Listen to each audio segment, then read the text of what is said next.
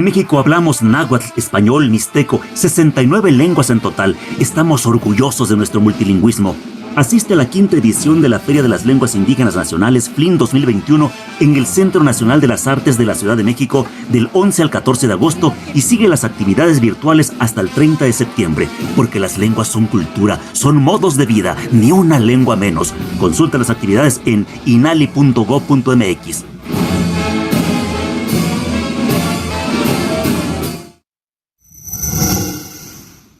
Tancha de Tuanda Shingu.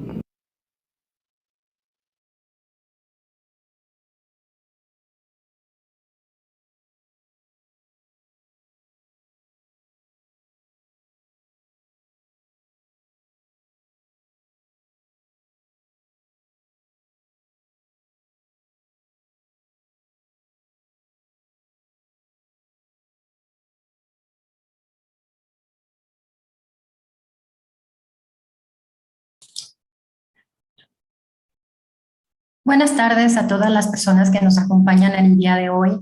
Desde la Oficina de la UNESCO en México agradecemos la invitación del Instituto Nacional de Lenguas Indígenas para la presentación de esta mesa de discusión. Y para comenzar, tenemos a la señora Rosanne Cox del pueblo Warao de Guyana, quien nos dará una breve saludo. Adelante, Rosanne, por favor. Please, Rosanne, go ahead.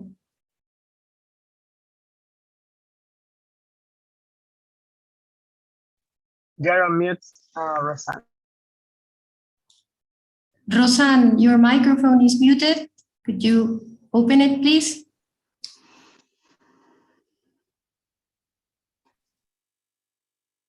Baukaya Mawautuma. Baukaya. Mawai Rosanne Cox. Yakera Diana ini Yatusaba ini Yakera Diana Yatu Awai Amaiha. Good afternoon, everyone. My name is Rosanne Cox, and I am pleased to be with you for this invitation in the meeting. Thank you. Muchas gracias, Rosanne. Es muy interesante conocer una lengua indígena de una latitud tan distante a la nuestra. Y para iniciar la mesa, me gustaría presentarles el siguiente video para conocer un poco más de las actividades de la organización Voices GY, y enseguida dejar el micrófono y los micrófonos a sus representantes. Adelante, por favor, con el video.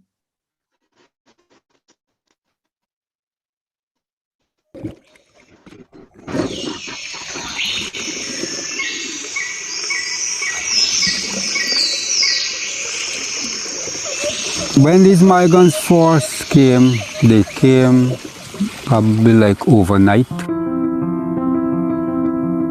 And we want to know where all these people going, who is them. We don't know them, we don't know the background, where they come from.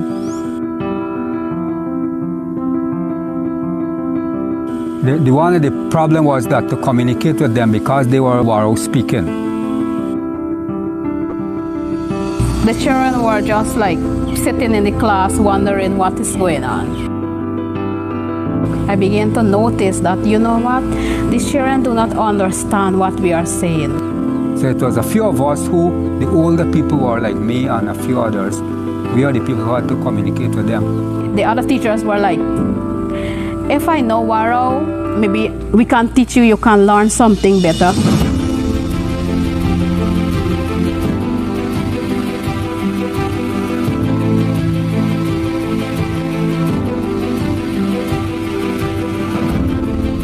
I see a change. I find that we have a closer relationship also with them and with the community. I love being in Smith Creek. I love being among the Waraos. Not because only I speak Warao, because I'm a teacher and I want people to learn.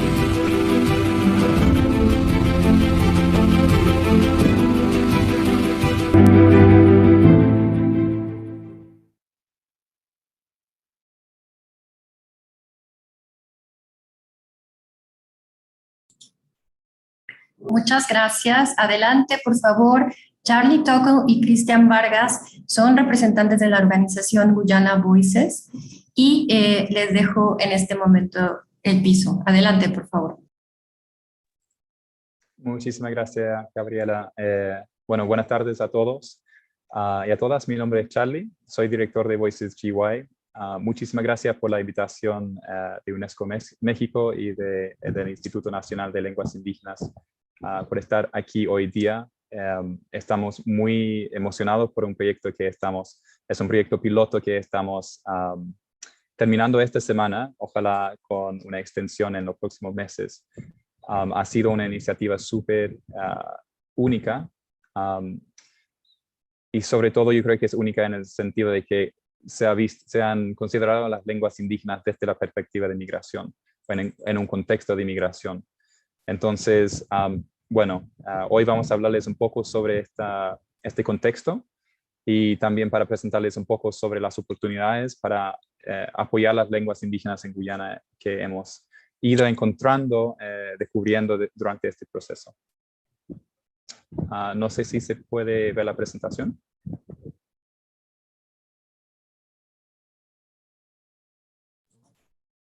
Sí, en un segundo. Por favor, si nos ayudan con la presentación.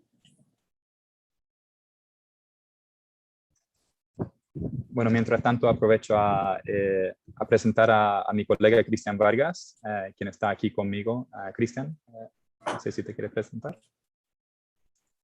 Hola, buenas tardes a todos. Muchas gracias por la invitación.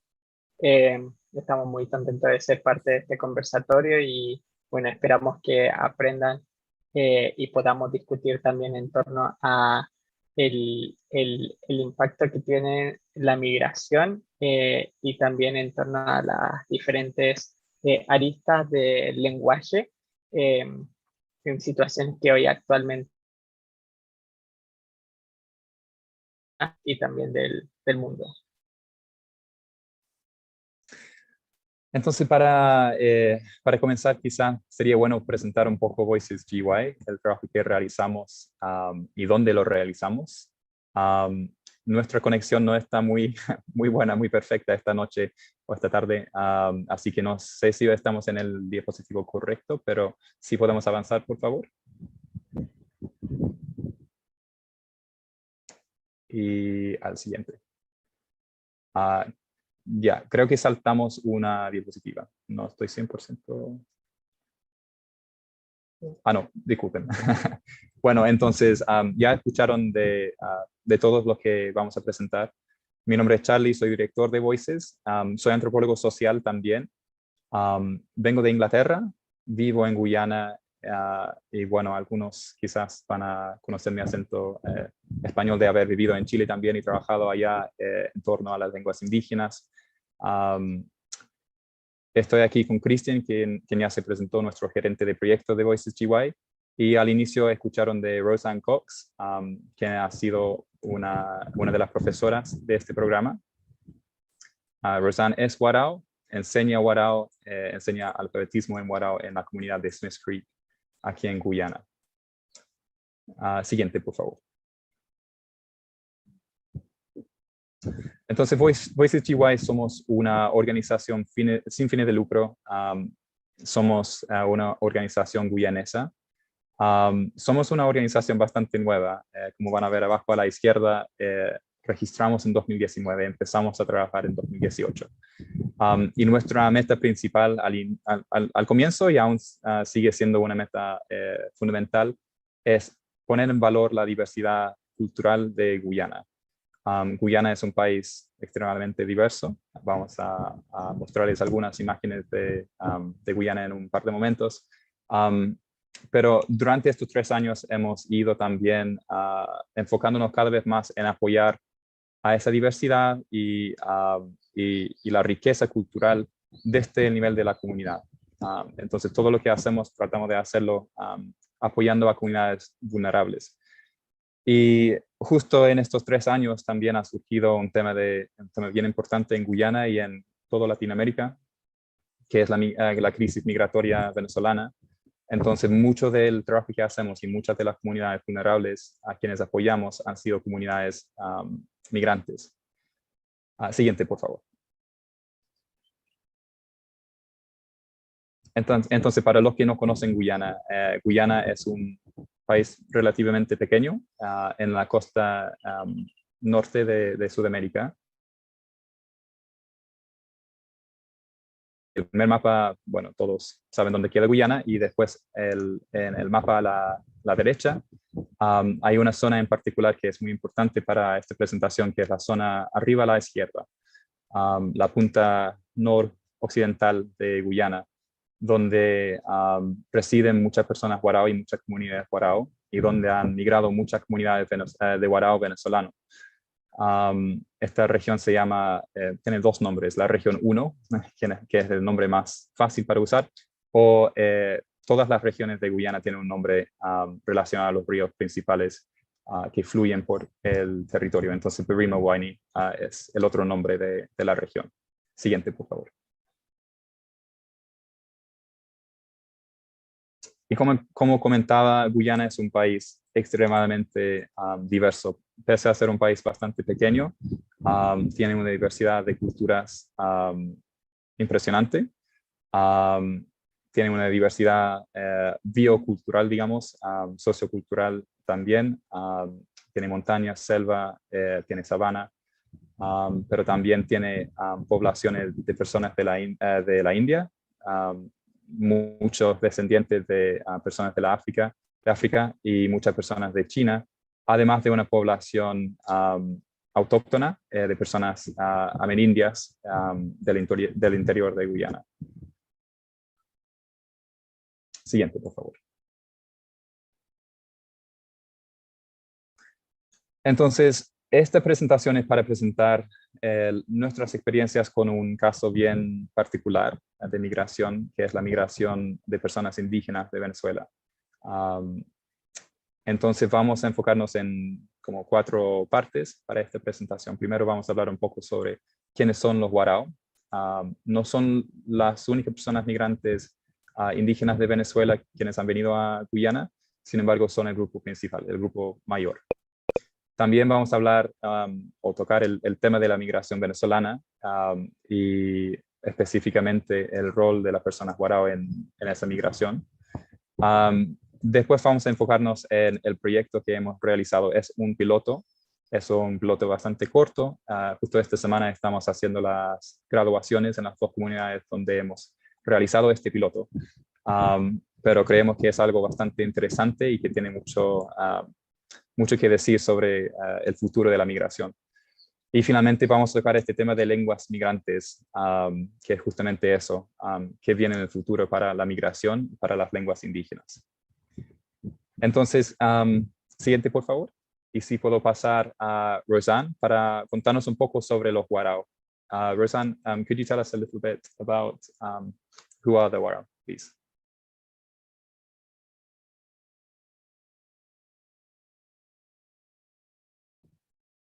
Parece que Rosanne Sí, salió. parece que no está. No sé si alguno de ustedes pudiera tomar su lugar. Sí, por supuesto. Bueno, cuando vuelva a Rosanne, vamos a pasar la palabra para que haga una mejor introducción. Los Warao son uno de los pueblos indígenas principales de Venezuela. Están en varias partes o varios países de esta región, de esta subregión. Si no me equivoco, son el segundo pueblo más numeroso indígena de Venezuela. Tradicionalmente los Warao viven en la zona del delta Amacuro y del delta del Orinoco. Esta es una zona que ha sido,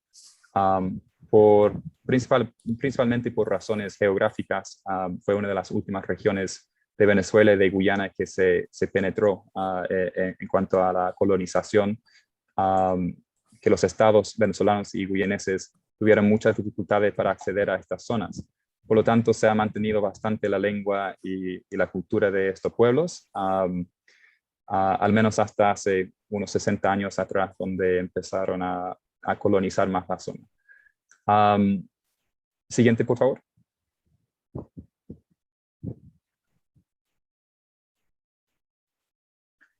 Bueno, el nombre Warao proviene de 2 partes, que son Wa, que significa canoa, y Arao, que es gente. Entonces, esto nos dice bastante del del modo de subsistencia de los guaraos tradicionalmente ha sido muy basado en recorrer los caños de los ríos grandes, de los deltas del Amacuro y Orinoco. Se vive mucho de la pesca y de la agricultura, al menos en tiempos recientes. Bueno, hay muchas personas que dicen, yo creo que es un dicho nomás, pero muchas personas que dicen que los niños aprenden a nadar antes de caminar. Tal es la relación con el agua para la gente guarao. Siguiente, por favor.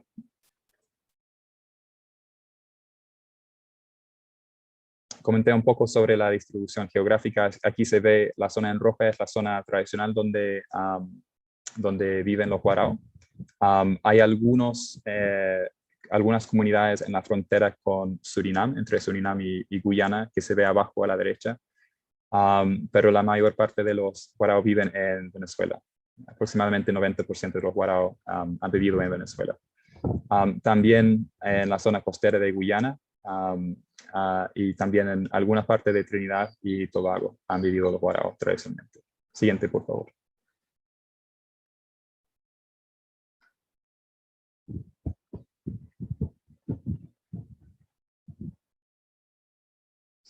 Gracias. En cuanto al idioma, la lengua y la cultura, como comentaba, por razones históricas se ha mantenido bastante bien la lengua y la cultura. No han tenido muchos cambios, al menos en las zonas más aisladas del delta Amacuro. En Guyana y en Venezuela hay estados muy diferentes en cuanto al uso de la lengua. En Guyana aún hay muchas comunidades que usan la lengua, sin embargo está cada vez menos usado, o sea, cada vez más se usa menos. En la mayoría de las comunidades guarao ya hay gente más anciana que habla el idioma, pero los niños no lo hablan tanto. Por lo tanto, UNESCO lo califica en Guyana como definitely endangered, o definitivamente en peligro. En Venezuela lo que hemos visto de las personas que han migrado a Guyana, que vienen de una zona que en Venezuela es muy remota, muy aislada de los poblados grandes de la zona, que cruzan la frontera y de inmediato están en Guyana. Están en comunidades que viven justo en la frontera, donde ha llegado más educación centralizada, por ejemplo, ha llegado más el Estado a esas zonas que al otro lado de la frontera, al lado venezolano. Entonces, se está viendo no es un choque de culturas, es casi un choque entre la misma cultura en que hay comunidades guarao que están recibiendo muchas personas guarao que hablan y que usan solamente el guarao. Muchos de los niños, y particularmente los niños y las mujeres, hablan solamente guarao. Los hombres también, en las familias hablan casi exclusivamente guarao. Algunas personas van a hablar español, que generalmente son los hombres, y muy pocas personas hablan inglés, a no ser que tengan parientes guyaneses. Siguiente, por favor.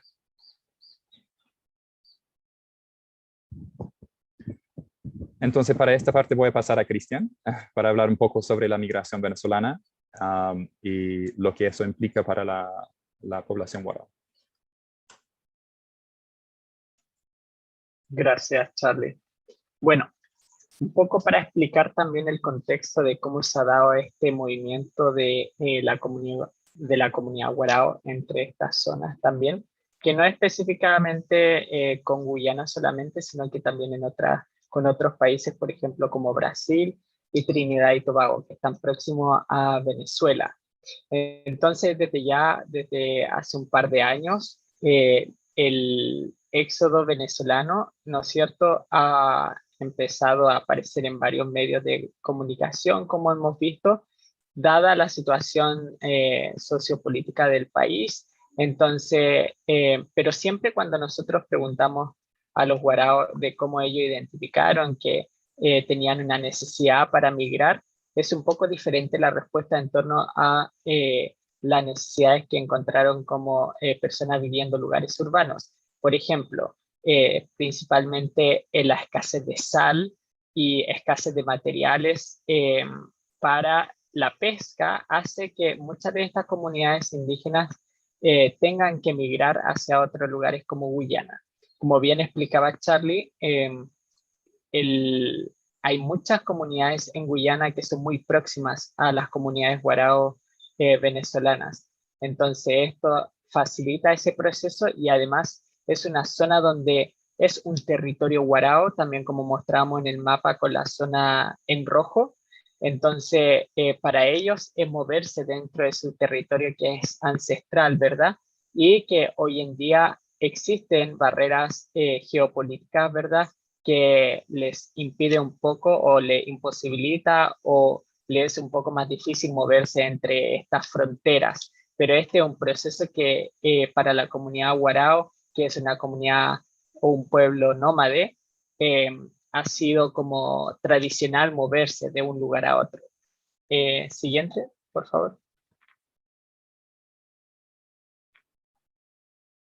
Entonces, un poco para explicar también desde la situación venezolana, como le explicaba, por situaciones sociopolíticas, personas han migrado a distintas partes de Latinoamérica, pero en específico para los guaraos que viven en la zona noroeste de Venezuela, que es la zona del delta del Orinoco, migran mucho a Guyana, Trinidad y Brasil, que si siguen, los que van a Brasil siguen esta ruta que es como hacia Boavista y Manaos también. Actualmente también la crisis migratoria venezolana ha puesto en situaciones de vulnerabilidad a las personas guarao, principalmente por la falta de recursos, la falta de accesos también a servicios básicos en las localidades donde las comunidades guarao migran hacia Guyana, perdón. No existen muchos servicios y los pocos servicios, porque son zonas muy rurales, entonces los pocos servicios, por ejemplo, que se pueden ofrecer en esta área están ya colapsados. Por ejemplo, hay muchos hoy en día que ingresaron en septiembre de este año los estudiantes a la escuela. Hoy en día ningún estudiante nuevo fue aceptado desde la población o desde la comunidad venezolana. No se recibieron nuevos cupos para personas migrantes. Entonces eso igual empieza a despertar ciertas preocupaciones. En específico, la comunidad guarao tiene un bajo porcentaje de asistencia, por ejemplo, a lugares como escuelas públicas debido a porque tradicionalmente no van a la escuela. Sin embargo, guaraos que viven en zonas más urbanas sí se inscriben en las escuelas y en algunos casos desean recibir educación formal. En el proyecto que nosotros hemos implementado este año sí, que Charlie les va a explicar un poco más, estamos implementando actividades educativas de manera informal que principalmente se enfocan en alfabetismo y aprendizaje de la lengua guarao. Pero, por ejemplo, aquí pueden ver una imagen de una de las zonas urbanas de Mabaruma, que es el centro urbano de Región 1, como le indicábamos anteriormente. Viven en estos como refugios donde están súper colapsados de gente y en situaciones, por ejemplo, de COVID, también les pone mucho más en riesgo. Acceso a servicios de salud, por ejemplo, es bastante deficiente en el sentido de que no hay tanto acceso, y esto no solamente se imposibilita muchas veces como no poder pagar como el transporte de ir de una comunidad muy rural hacia este centro administrativo, pero también tiene que ver con acceso a información, por ejemplo, que no saben el idioma, entonces no pueden comunicarse con otras personas miembros de la comunidad guyanesa, y eso les hace, por ejemplo, perder acceso a ciertos servicios de salud, de educación, asesoría legal en algunos casos. La tasa, por ejemplo, de VIH, según los datos que nosotros tenemos de 2018 en Venezuela, es de un 10% aproximadamente. De hecho, hace un par de meses la ACNUR hizo un outreach que se llama como fue a la comunidad para hacer testeos de VIH, y aproximadamente en una sola comunidad 10 personas salieron positivas. Entonces, y después es muy difícil dar tratamiento porque estamos hablando de comunidades que son nómades, entonces cuando el tratamiento se les quiere dar, entonces estas personas o estas familias ya no están en ese lugar. Entonces un poco nos enfrentamos en este tipo como de dificultades a veces de dar seguimiento a las familias para dar apoyo.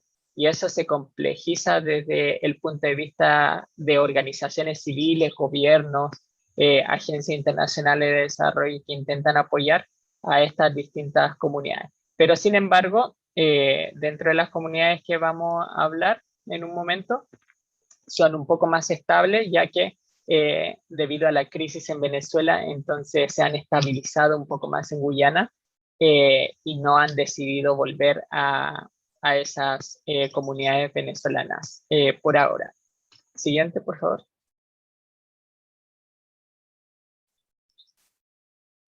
Entonces también esta foto las pusimos porque creo que son muy representativas de lo que hacemos también. Por un lado vemos a Tania, que está con su máquina de coser, en el cual ella es una persona guarao que habla español y que se ha integrado de una manera, digamos, más urbana. En la comunidad guyanesa, Tania fue apoyada por Voice Ayuda en un programa de emprendimiento y ha podido salir, digamos, adelante enfrentando como las dificultades económicas, pero obviamente estamos hablando de un perfil de una persona guarao, por ejemplo, que sabe español y guarao, ha tenido cierto nivel educacional de educación formal, y por el otro lado vemos, ¿verdad?, a una familia de una de las comunidades que desarrollamos un proyecto en conjunto, donde viven de manera como mucho más tradicional y como les indicaba antes, como de manera más nómade. Entonces, los perfiles de familias guarao, por ejemplo, son muy distintos también dentro de la misma comunidad. Hay comunidades guarao que son más urbanas, o urbanizadas en un sentido, sobre todo comunidades que van también hacia el sector de Brasil, por ejemplo, en Boavista, Manaus, también se ve mucho más como urbanizado en ese sentido. O el tipo de perfil de guaraos que viene hacia la zona guyanesa, que es una zona que tradicionalmente es mucho más tradicional, viven en sus casas mucho más tradicionales y hablan mucho más la lengua. Siguiente, por favor.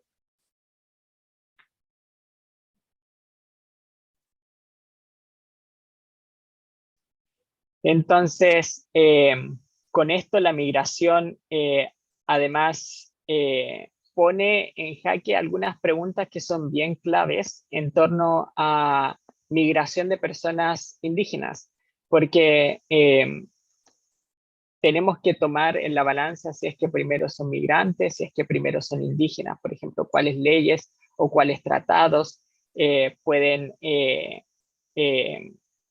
tener mayor importancia con respecto como a la protección.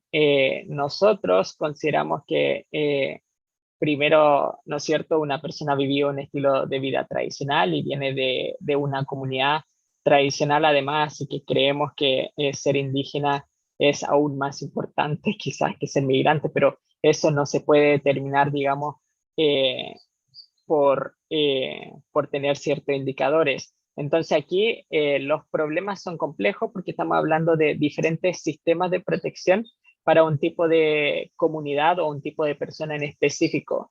Y acá quisiera dar un ejemplo específico. Por ejemplo, cuando hablamos de situaciones de abuso sexual infantil, por ejemplo, entonces en la comunidad guarao existe una mayor prevalencia a que las personas guarao se casen de una edad mucho menor.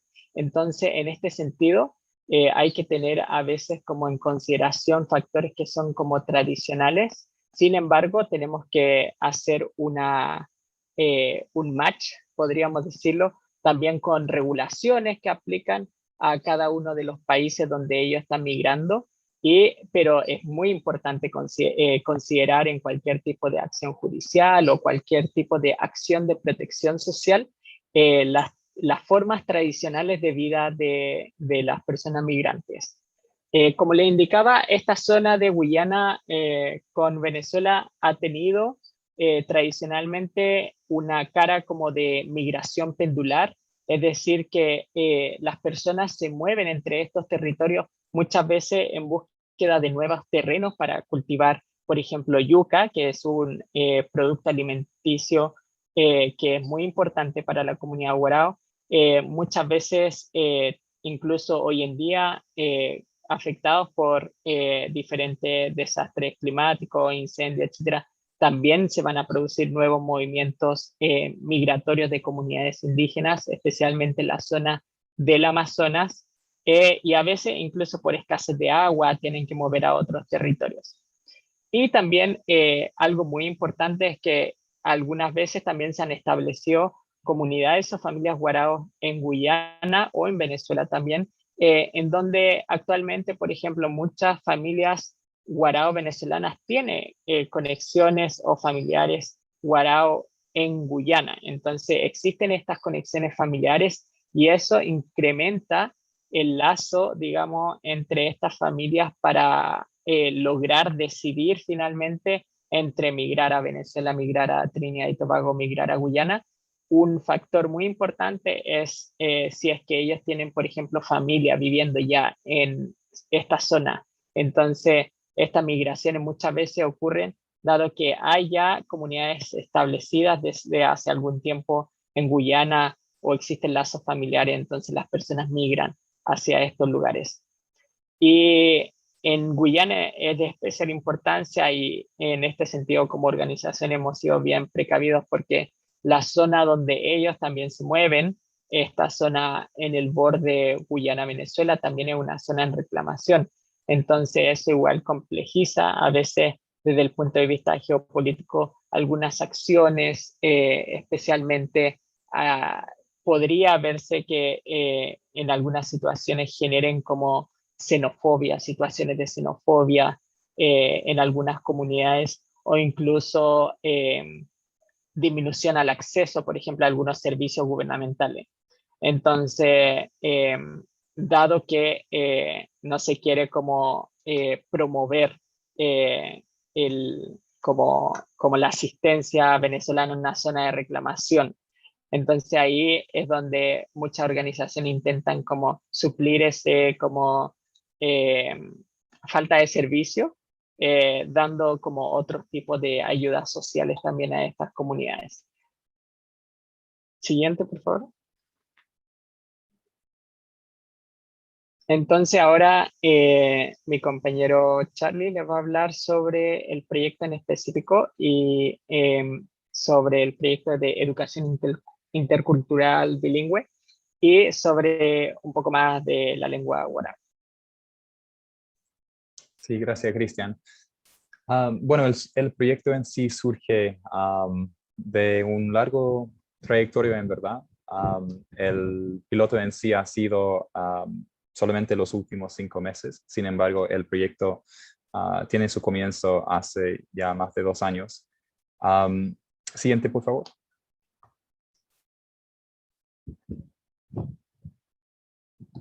En 2019, Voices hizo una evaluación de necesidades en torno a la educación con ACNUR, el Alto Comisionado de las Naciones Unidas para los Refugiados, en la misma región 1, Barima-Waini.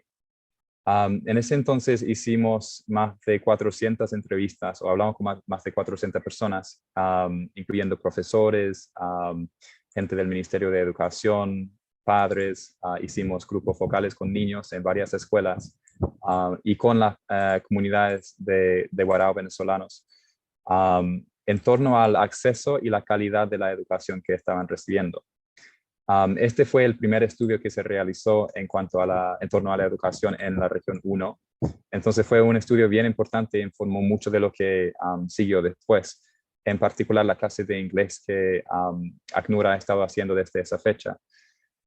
Sin embargo, una de las recomendaciones y una de las cosas que vimos que era una necesidad era diversificar la forma de intervenciones que se iba a hacer. Es decir, que dentro de las personas migrando de Venezuela había mucha diversidad. Había personas de las ciudades de Venezuela, quienes hablaban español, quienes tenían una cultura criolla. Habían personas que estaban retornando, habiendo pasado en algunos casos 30, 40 años viviendo en Venezuela, pero que habían nacido en Guyana. Estas son las personas guyaneses retornadas o retornados. En muchos casos hablan inglés, sin embargo, sus hijos solamente hablan español. Entonces, tienen otra dinámica. A veces entienden más los servicios y la forma de acceder a los servicios en Guyana. En otros momentos no. Pero una comunidad que nos impactó bastante era la comunidad Warao. En ese caso, algo que no habíamos visto antes en Guyana era que la mayoría de las comunidades solamente hablaban Warao.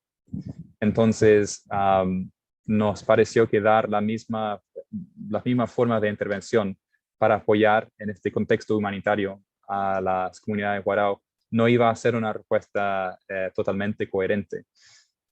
Entonces, en ese año, en el reporte de 2019, recomendamos investigar la posibilidad de hacer un proyecto de educación intercultural y bilingüe. Ahora, en Guyana, ese es un concepto bastante nuevo. En mucha parte de Latinoamérica, si no me equivoco, en todos los países han habido iniciativas ya de EIB desde los años 70. En Guyana solamente ha habido una iniciativa, digamos, formal, concentrada de EIB, que es en una comunidad del sur del país, muy, muy distinta en todas las formas de la comunidad Warao en el noroeste del país. Esa iniciativa ya lleva 20 años, así que nos contactamos con ellos para ver cómo les había ido, qué habían hecho y en qué estaban. Efectivamente, habían comenzado con clases de alfabetismo para adultos en la lengua Wapichán. Después de varios años de hacer la clase para alfabetizar a los adultos y los profesores, habían hecho un grupo de trabajo con personas de la comunidad principal y de comunidades satélites, y habían empezado a traducir y crear recursos educativos, y en los últimos 3 años han podido en 3 comunidades distintas pilotear esto en las escuelas de una forma formal con el Ministerio de Educación. Nos parecía que en el contexto de Región 1, en el contexto de la migración Warao, teníamos un set de condiciones muy distintas, pero al mismo tiempo algo que podía ser muy complementario y que podría ser muy, muy positivo tanto para la persona llegando de Venezuela como para los guyaneses. Entonces, siguiente, por favor.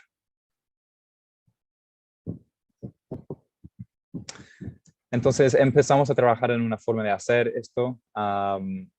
Mientras tanto desarrollábamos un curso de inglés como de segunda lengua, que actualmente es el curso de inglés como segunda lengua para personas migrantes más grande de la región. Pero nunca tocábamos el tema de inglés como segunda lengua para personas Warao. Obviamente los niños tenían que aprender Warao, los adultos también, para trabajar y para ir a la escuela. Sin embargo, nos quedamos con esta idea de que darles clases de inglés iba a ignorar una oportunidad increíble que se presentaba con esta migración, que era fortalecer las lenguas en Guyana, en las comunidades Warao hablantes de Guyana, y también dar una educación que no iba a desvalorar la lengua Warao y la cultura Warao. Entonces, a comienzo de este año, hicimos 2 visitas preliminares a la región 1 para hablar con diferentes comunidades. Visitamos 7 comunidades Warao, donde han llegado personas migrantes Warao. Al final decidimos, ya que es un programa piloto, escoger 2 comunidades bastante diferentes, quienes se interesaban mucho en este proyecto, esta forma de trabajar, que son Yarakita y Smith Creek. Y digo que son comunidades muy diferentes, en muchas formas. En cuanto al territorio de cada comunidad, Yarakita es una comunidad que tiene ríos, tiene caños, no está al lado de un río grande, La mayoría de las personas trabajan en la agricultura. Smith Creek es muy diferente en el sentido de Smith Creek está en el río más grande de esta región, está al borde del río. Como tal, las personas trabajan recolectando jaivas, no sé si hay otra palabra para con cangrejos, para vender en el mercado, y pescando. Entonces, el modo de vida de las dos comunidades es muy diferente, pero también el uso, y este es un punto muy interesante que no hemos investigado, digamos, pero el uso de la lengua en situaciones cotidianas es muy diferente también. Se ha mantenido mucho más en Smith Creek, la comunidad ribereña, que en Yarequita. En Yarequita hay bastantes personas que hablan warao, pero casi todos son personas mayores. Los niños no hablan, no hay ningún profesor o profesora que hable warao. En Smith Creek, casi todos los adultos guyaneses hablan warao como su primera lengua. Hablan inglés como segunda lengua. Y de hecho, la exdirectora del colegio es la misma compañera Roseanne Cox, con quien hablamos durante el estudio que hicimos en 2019. Ella habla warao y ha tenido esta experiencia con los niños en la escuela también, de haber interactuado con niños guyaneses, quienes en la casa hablan warao, pero en la escuela no entienden nada del profesor o la profesora cuando se habla en inglés. Entonces, decidimos pilotear el programa en estas dos comunidades, sabiendo que íbamos a tener resultados un poco diferentes y sabiendo también que íbamos a tener que variar un poco la forma de trabajar en cada comunidad, en qué enfocarnos y cómo hacerlo. Siguiente, por favor.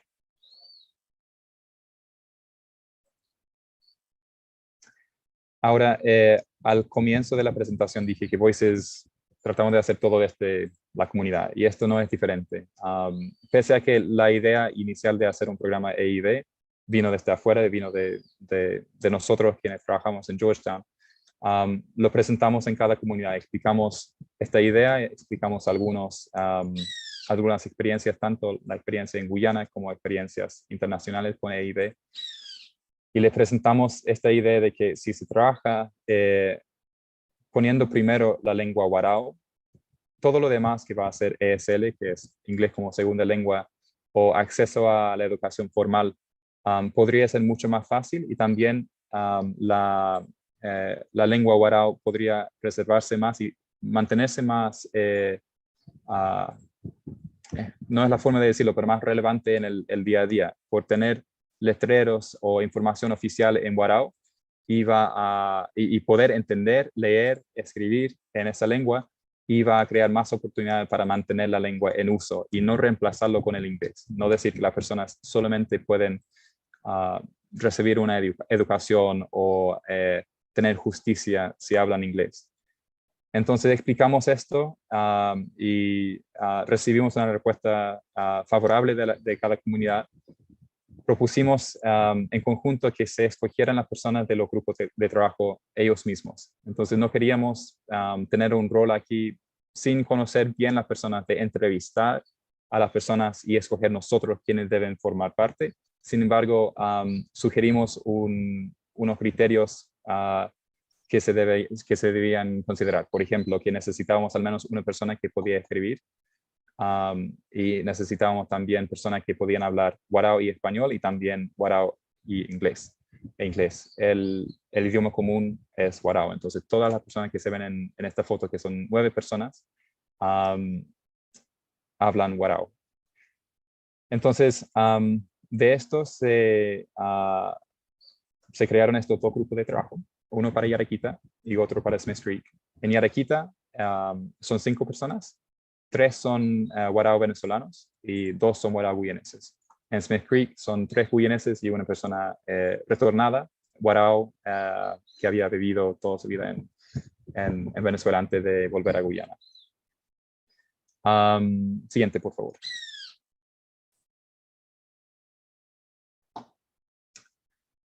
Y la idea con este programa ha sido trabajar en 3 ejes principales. El primer eje es el alfabetismo. Como decía recién, la la idea ha sido hacer que el idioma pueda usarse en todos los ámbitos y que las personas puedan acceder a una educación más justa y más equitativa a través de la lengua warao. Entonces nos enfocamos un poco como quizás contralógico, quizás, nos enfocamos en alfabetismo para adultos, no para niños. Los niños ya están recibiendo clases de inglés bajo otra organización. Entonces decidimos que lo mejor sería apoyar a los adultos, porque si los adultos pueden escribir y leer en warao, entonces a largo plazo también será más fácil introducir una segunda lengua que sería inglés, por ejemplo, y así poder ayudar a sus hijos. Pero antes de eso, esa es una salida, una posible salida. Otra salida es que trabajando con esto, los niños también crecen hablando warao. Entonces, si ellos saben escribir y leer en warao, y con el otro objetivo aquí, que es desarrollar materiales educativos para educación, que ojalá se vayan a usar en las escuelas, que los niños puedan ver las dos lenguas en sus libros y sus textos de educación. Entonces, los adultos podrán apoyarles a sus hijos con alfabetismo que actualmente no se puede hacer en muchos casos, porque en particular en COVID, los niños traen trabajo a la casa y no hay nadie que pueda entender lo que tienen que hacer. Entonces, el primer área para enfocarnos era alfabetismo. Se hicieron clases para 60 personas en Yarakita y para aproximadamente 45 personas en Smith Creek. Segundo, nos enfocamos en dar clases de la lengua warao en Yarakita, donde comentaba no hay tanta persona que habla warao actualmente. Entonces nos enfocamos sobre todo en las personas de la escuela, en profesores y profesoras. No porque necesariamente creemos que vayan a hablar warao fluido en este tiempo, particularmente en este programa piloto, sino porque les da la capacidad de dar la bienvenida a niños que solamente hablan warao y hacerles sentir cómodos y cómodas en la sala de clases, que antes no pasaba. Entonces, Roseanne Cox, Miss Cox, nos había contado varias veces que había niños que, por ejemplo, querían ir al baño, pero no sabían decirlo. Entonces se sentían súper avergonzados. Entonces ahora los profesores pueden usar frases como ¿quieres ir al baño? Pueden entender eso, pueden responder. Estas eran las frases en las cuales nos enfocamos, frases educativas que se usan en la sala de clases. También se dieron clases a miembros de la comunidad quienes estaban interesados en aprender. Y finalmente, en las dos comunidades hicimos un trabajo de traducción. Los grupos de trabajo hicieron un trabajo de traducción y reinterpretación de los libros escolares del primer año de preescolar. Entonces, trabajaron en el libro de numeracia, no sé si se dice así, y alfabetismo para los más pequeños. Tenemos una imagen, en este momento estamos desarrollando los libros finales con diseñadores, ya completaron las traducciones de estos libros. La idea es presentar esto al Ministerio de Educación y decir, tenemos estos textos que metodológicamente son iguales a los que usan actualmente en las escuelas. Sin embargo, aquí vamos a presentar textos que se pueden usar para personas que aún no hablan inglés. Entonces, para los niños warao venezolanos que solamente hablan warao, les da la opción de entender primero en warao y ver el inglés al lado. Y para los niños guyaneses, les expone desde una edad muy, muy pequeña al warao. Entonces, la idea con esto es seguir desarrollando más textos y dando más oportunidades para que se pueda estudiar en warao. Siguiente, por favor. Creo que estoy desapareciendo con mi fondo aquí. Llevan 5 minutos. Te vemos bien, Charlie. Y si nos ayudan con la siguiente presentación, la siguiente lámina, por favor. Gracias. Entonces, un poco para ir cerrando, quizás comparto esta sección con Cristian. Lenguas migrantes. Creemos que es algo que se va a ver cada vez más en en los años que vienen. Hay más personas que migran cada año. Voy a quitar mi fondo porque estoy como ahogándome de a poco en este fondo, desapareciendo. A ver. Un segundo, por favor. Ok. Creemos que es un tema que va a tomar cada vez más relevancia en los años que vienen. Cada año migran más personas, no más porcentaje de la población, sin embargo, la población mundial crece y más personas están migrando. Lo más probable es que van a haber más personas de comunidades indígenas que migren y que van a haber más personas o más comunidades acogedoras indígenas también.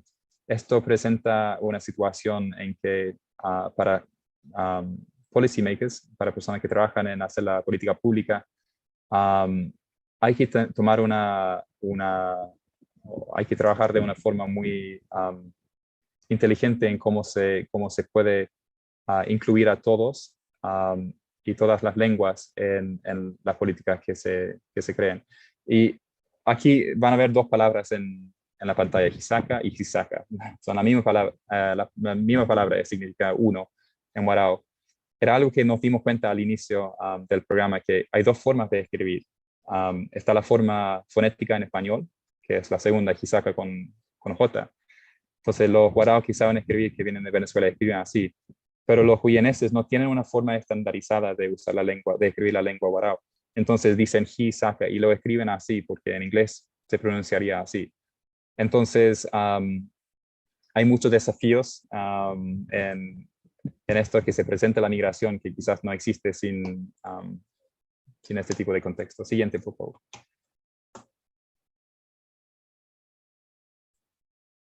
Sí, bueno, me queda como un minuto, pero quizás resumiendo, y me gustaría quizás pasar a la siguiente, porque algo importante de esta foto igual que voy a comentar y que voy a tomar en cuenta este ejemplo, es que estamos intentando a través de este proyecto acercarnos a una alfabetización que ayude a preservar la lengua, en vez de como enseñar inglés a las comunidades, que eso en realidad como mata un poco como la lengua. Acá ven un ejemplo de lo que hemos estado desarrollando. Anteriormente esto solo diría my name is, today is, ¿no es cierto? Como mi nombre es y hoy es en inglés, y diría color the flower. Pero ahora con estas instrucciones, esto es un libro de anterior a primaria, como los cursos previos a primaria, nursery. Entonces, estos son más instrucciones, por ejemplo, fonéticas para el profesor o profesora, por ejemplo, para que tenga ayuda, porque a esa edad él o la estudiante todavía no sabe leer. Entonces, como se facilitaría un poco el proceso como de enseñanza de esto. Pero los dos puntos finales, yo creo que mencionar que la lengua migrante y esto de la migración que estamos enfrentando hoy en día en Latinoamérica, hay oportunidades, hay desafíos que eran los que hemos estado hablando, pero la oportunidad yo creo que es un poco crear nuevas metodologías que sean más flexibles a nivel educacional, para que cuando estos procesos lleguen, los colegios, las escuelas o el sistema educacional se flexibilice de manera mucho más adecuada y mucho más rápido, con respecto como a la educación que se está dando, y no solamente en contextos de migración o de comunidad indígena, pero también en otros contextos de diversidad escolar. Y el segundo punto importante es que esto logrará a que estas metodologías se desarrollen para poder enseñar la lengua, y eso ayuda a la preservación de la lengua, porque obviamente existen metodologías que pudieran ser más confusas, por ejemplo, para la enseñanza de la lengua, y podría disminuir la motivación de las personas que quisiéramos que mantuvieran su lengua. Entonces, estas metodologías que a veces pudieran ser innovativas ayudarían a que los jóvenes, sobre todo, pudieran mantener su lengua de origen. Y así también evitar situaciones como de xenofobia y de discriminación, y que sean más orgullosos también de su propia lengua y puedan mantener raíces. Así que con eso termino, porque sé que estamos ya en la hora. Así que muchas gracias nuevamente por la invitación. No, muchísimas gracias a ustedes, Charlie, Rosanne, Cristian. Sin duda lo que nos han comentado son situaciones que en México experimentamos cada vez con mayor frecuencia. En Ciudad de México hay una concentración muy importante de hablantes de lenguas indígenas, de 50 lenguas distintas, hay cerca de 1 millón de hablantes y solamente en este pequeño territorio tenemos esta situación de migración, de xenofobia, de falta de acceso a la información para las personas. Pero para redondear un poco, a mí me gustaría presentar a mi compañero Adolfo Rodríguez. Adolfo, por favor, si puedes prender tu cámara, estamos listos. Y Adolfo es especialista de nuestro sector de educación de la oficina de la UNESCO en México y ha trabajado también con educación intercultural y bilingüe. Adelante, Adolfo, por favor. Muchas gracias, Gaby, Cristian, Charlie. Bueno, primero agradecer esta importante exposición que han hecho. Creo que entendimos desde el tema geopolítico de donde se ubica la población guarao y este fenómeno de la migración latinoamericana y la manera como se vive entre Venezuela y Guyana. Creo que eso fue muy importante para nosotros conocerlo. Y también lo que describieron acerca de la complejidad de educar a niñas, niños, pero también a adultos, y de cómo garantizar el derecho a la educación en la lengua materna. Creo que ese es el tema fundamental que yo quisiera rescatar ahora.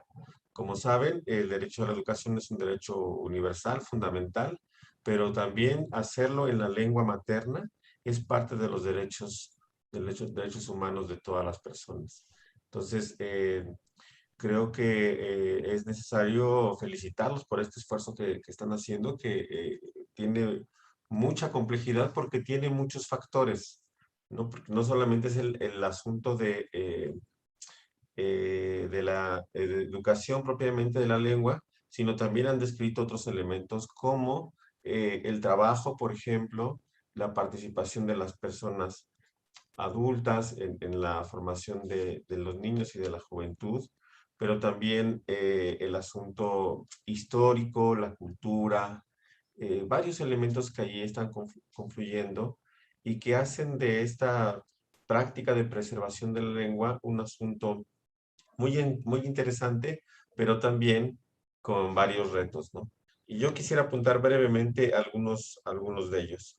Uno tiene que ver con que la preservación de la lengua se da en un contexto multilingüe, porque no solamente es el español y el guarao, sino también el inglés. Entonces, ¿cómo convivir en un contexto multilingüe y aparte desarrollar conocimientos clave para que, como ustedes bien decían, niños y jóvenes se sientan orgullosos de su procedencia, de sus raíces, pero también puedan integrarse a un mundo nuevo y a un mundo laboral cuando sean más grandes, que tengan oportunidades de seguir estudiando, de seguir aprendiendo, ¿no? Entonces, primero el contexto multilingüe, pues es un contexto complejo, pero también el contexto de la migración, es decir, que llegan a un lugar que no es su país, que tiene complejidades también para temas, pues sí, del sustento básico, de la cotidianidad, de la convivencia, porque se expresan situaciones que a nadie nos gusta, como el tema de la xenofobia o la discriminación, el racismo que pueda existir. Y ese elemento social también hace complejo el asunto, ¿no?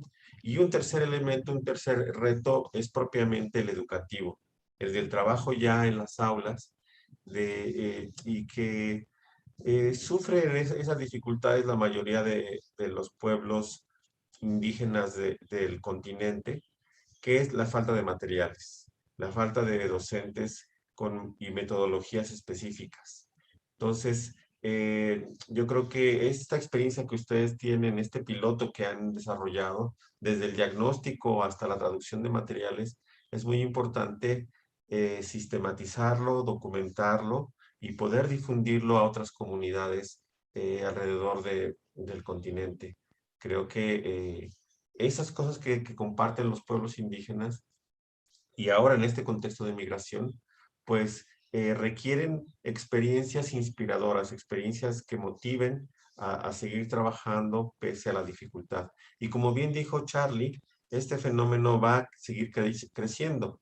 Pasamos de 2.8% de la humanidad que migraba hace 10 años a 3.6%. Entonces, hay muchos millones de personas movilizándose alrededor del planeta y en un contexto que la UNESCO llama de movilidad, porque no solamente es la migración tradicional de que llega a un lugar a asentarse, sino que a veces regresan, a veces van recorriendo, como el mapa que nos presentaban, ¿no? Como en el caso, por ejemplo, de Venezuela, que migran, pues, ya sea hacia Guyana, pero también migran hacia Colombia, a Ecuador, de ahí bajan a Bolivia, Argentina, en fin, los flujos migratorios son muy especiales ahora, y bueno, y no solamente van hacia allá, sino que también regresan a su lugar de origen. Entonces, este contexto de movilidad de las personas, pues, es necesario que lo tengamos mejor identificado, estos flujos migratorios, pero también las oportunidades educativas y las iniciativas que están generando organizaciones como las de ustedes para motivar y para inspirar a otras comunidades y a otros ministerios de educación. Entonces, yo creo que en ese sentido hay que felicitarlos a ustedes y recordar, por último, que la lengua, pues es un vehículo, desde luego, de comunicación, pero también es un vehículo de aprendizaje y un vehículo de expresión cultural, ¿no? De resguardar los valores de una cultura, de una historia, de una identidad. Y la UNESCO ha puesto especial énfasis en la contribución de la cultura y la lengua de los pueblos indígenas en el desarrollo sostenible del planeta, ¿no? Y yo creo que ese esfuerzo hay que seguirlo haciendo, hay que reconocer cuando una experiencia como la de ustedes aporta elementos valiosos. Entonces, bueno, agradecerles mucho que podamos conocer en México el valor de esta práctica, de esta experiencia, y bueno, hacerles la invitación para que podamos seguir en contacto con ustedes, conociendo, ya sea a través de videos o de otras charlas que podamos tener, para que conozcamos los avances de su trabajo, podamos platicar entre maestros. Me gustaría que podamos intercambiar maestros indígenas de México con maestros guarao. Qué lástima que ya no pudo conectarse Rosan, creo. Ajá, pero que en adelante lo podamos hacer y tener esa conversación de cómo trabajar con los niños, cómo trabajar con los padres. Me gustaría que más adelante podamos hacerlo. Pero bueno, por último, reiterarles nuestro agradecimiento y nuestra felicitación por esta importante iniciativa. Aquí en la UNESCO en México, en el sector de educación, tendrán siempre una buena bienvenida y una buena recepción a lo que están haciendo en favor de niñas, niños, adolescentes y jóvenes en Guyana. Muchas felicidades. Muchas gracias, Adolfo. Queremos comentarles que recibimos varios saludos a través de Facebook de El INALI, es de Ileana Palazuelo Serrano, que es del estado de Hidalgo, de Jorge Alonso Pacheco, que envía saludos a las participantes y a los participantes. Dice que admira y respeta a las comunidades de Guyana y Venezuela y recomienda que cuiden su lengua. También tenemos saludos de Nancy Carvajal, de Sacam, a lo mejor yo no pronuncio muy bien, pero bueno, es Huitol, y Adaya Mota. Adelante. También quisiéramos pedirle a Charlie que nos compartiera los datos en donde se pueden comunicar con Voices GY y sobre dónde van a poner o compartir los documentos finales de este piloto. Adelante, por favor. Sí, por supuesto. Tenemos una página de Facebook, Voices GY, Quizás puedo poner un comentario quizás en el live de INALI. También nos pueden escribir voicesgy@gmail.com si tienen alguna duda. En cuanto a la información, el documental que estamos esperando publicar en los próximos meses, todo eso se va a publicar a través de nuestro Facebook y nuestro Instagram. Así que hacemos todo en redes sociales. Tenemos un sitio web también, voicesgy.org, donde pueden ver más información acerca de este proyecto y los proyectos futuros también. Muchas gracias, Charlie. El documento, nos dice, estará disponible en su sitio web en octubre. En breve colocaremos la invitación, bueno, también los datos en el Facebook de INALI, que debe ser el más consultado en los últimos tiempos, porque es esta institución que sistemáticamente ha apoyado la salvaguardia, la preservación de las lenguas indígenas. Durante su presentación, ustedes tocaron varios temas que el INALI ha desarrollado de una forma impresionante, como es la normalización de la lengua, por ejemplo, ¿no? La promoción, el uso, la defensa de los derechos lingüísticos y culturales de las personas indígenas de México. Y con esto, pues, queremos agradecer la atención de las personas que nos acompañaron, reiterarles que estamos a su disposición y que colocaremos todos los datos de Voices GY para que puedan establecer contacto directo con ellos. Seguramente tendrán muchas oportunidades de compartir experiencias. Muchísimas gracias a INALI, muchísimas gracias a Voices GY. Buenas tardes y gracias por acompañarnos. Muchas gracias, buenas tardes. Gracias.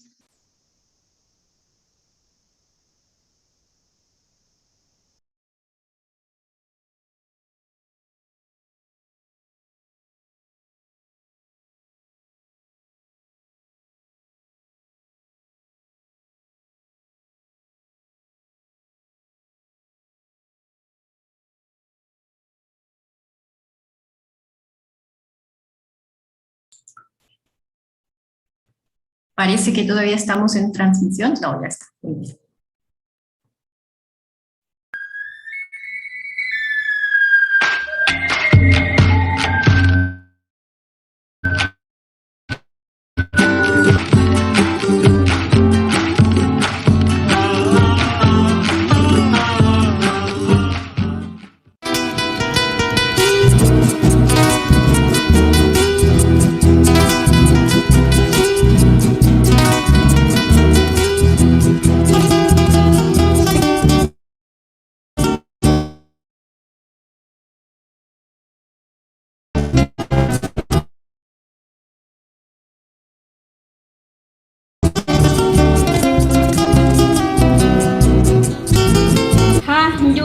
Elida Merino Valtierra, onda Joa Sam Sulha, onda Guerrero, Matsene Nyamta, Dondi Atman Ha Sulha, Han Ye Chu Atekna Yanangwa, Nam Moson Jonoya, Lua Gutiana, de Welaya, Nanyukana, Nakulaya, Kuna, Chanatin Suna, Kulaya, Liachkia, Lusa, Chuendo, Panyam. Hoy na kutam yo na kutoya nam do matiko ni kia ya tayer te yo kanchu atkie na nyelai na nan do nam la kantun do matina lai ko na sa los anane kiondo hay chot os ana yo na nai kon hia mai khati chai tiu ya yo na nai nan sa quy chul hay na đến sai tiêu hồn hay dạ đồn hộ cố lống khả dụ